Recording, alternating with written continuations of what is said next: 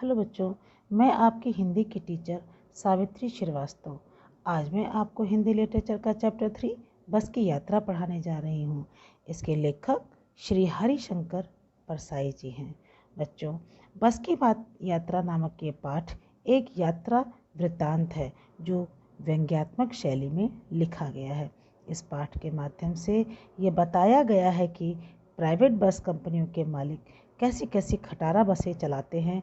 वे अधिक से अधिक मुनाफा कमाने के चक्कर में यात्रियों की जान के साथ खिलवाड़ करने में भी संकोच नहीं करते हैं। लेखक और उसके 4 साथियों को जबलपुर जाने वाली ट्रेन पकड़नी थी। उन्होंने बस से पन्ना और उसी कंपनी की बस से सतना जाने का कार्यक्रम बनाया। वे सुबह पहुंचना चाहते थे। उनमें से 2 को सुबह काम पर भी पहुंचना था। कुछ समझदार लोगों ने इस बस से यात्रा ना करने की भी सलाह दी थी। जानते हैं क्यों? क्योंकि ये बस बहुत ही पुरानी थी और उसके कोई भी पुर्जे सही नहीं थे। लेकिन अब यात्रा तो करनी ही थी। लेखक ने देखा कि बस बहुत टूटी फूटी जर्जर दशा में है। किसी वृद्ध औरत की तरह वो सैकड़ों साल पुरानी हो चुकी थी। ये देखकर उसे तो यही लगता था कि ये बस चलेगी भी या नहीं। वास्तव में तो ये बस पूजा करने के योग थी। इस पर सवारी कैसे की जा सकती थी? उस बस के कंपनी के हिस्सेदार भी उसमें यात्रा कर रहे थे, लेकिन उनका कहना था कि बस तो एकदम ठीक है और अच्छी तरह चलेगी। बस की दशा को देखकर लेखक उसके साथी उससे जाने का निश्चय नहीं कर पा रहे थे।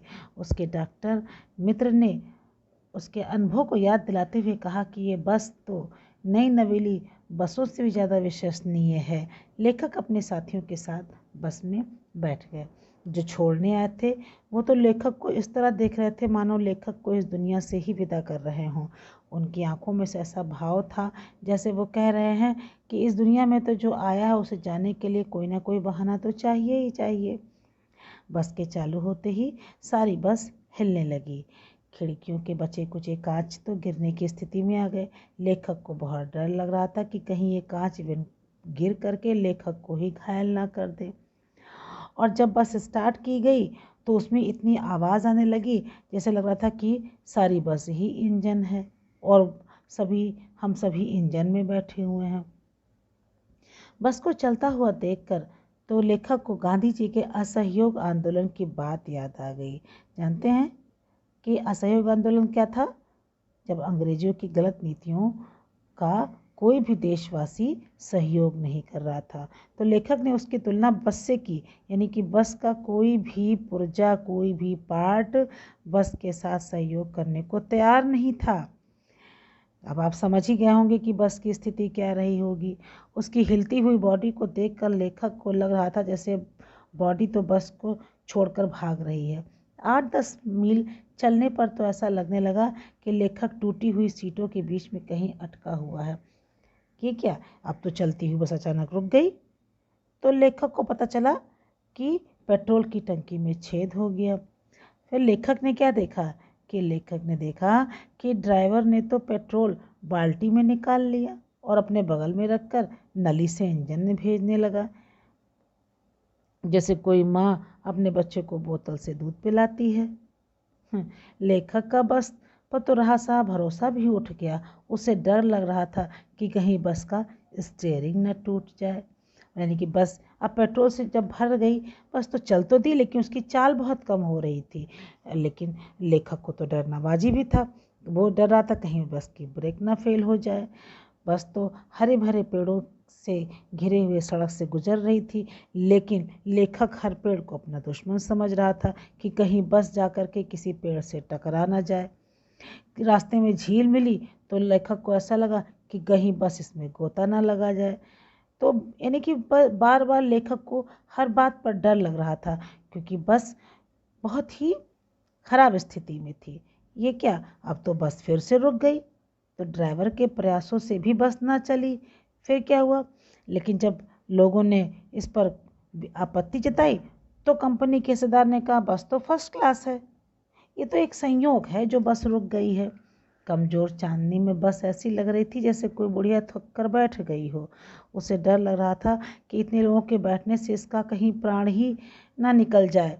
और हमको इसकी यहीं पर अंत्येष्टि करनी पड़े। कंपनी के हिस्सेदार ने बस को खोलकर कुछ ठीक किया, बस तो चल पड़ी, लेकिन अब रफ्तार का क्या? वो तो और भी कम हो गई। बस की हेडलाइट भी, उसकी भी रोशनी कम होती चली गई।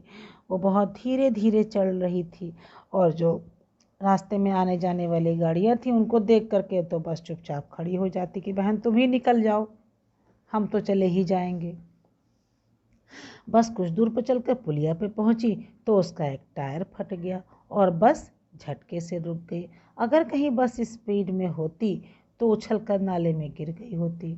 लेखक बस कंपनी के हिस्सेदार को बहुत ही श्रद्धा भाव से देख रहे थे। वो सोच रहे थे कि बस के टायरों की दयनीय हालत देखकर भी हिस्सेदार उस पर यात्रा किए जा रहे हैं। उनके जैसे उत्सर्ग की भावना तो कहीं और मिलना मुश्किल है। अपनी जान की परवाह किए बिना वे बस में सफ़र किए जा रहे थे। उनके साहस और बलिदान की भावना का देखने लायक थी। उन्हें तो क्रांतिकारी आंदोलन का नेता होना चाहिए था, ऐसा लेखक सोच रहे थे। बस के नाले में गिरने से यदि यात्रियों की मृत्यु हो जाती तो देवता बाहें पसारे उनका इंतज़ार करते और कहते कि देखो वो महान आदमी आ रहा है जिसने अपनी जान तो दे दी पर टायर नहीं बदलवाया। इतने में टायर बदला जा चुका था और लेकिन ये क्या, टायर तो पुराना ही लगाया गया था। यानी जो दूसरा टायर लगाया गया वो भी घिसा हुआ था। लेकिन क्या कर सकते थे? लेखक और उनके मित्रों ने तो पन्ना जाने की उम्मीद ही छोड़ दी थी।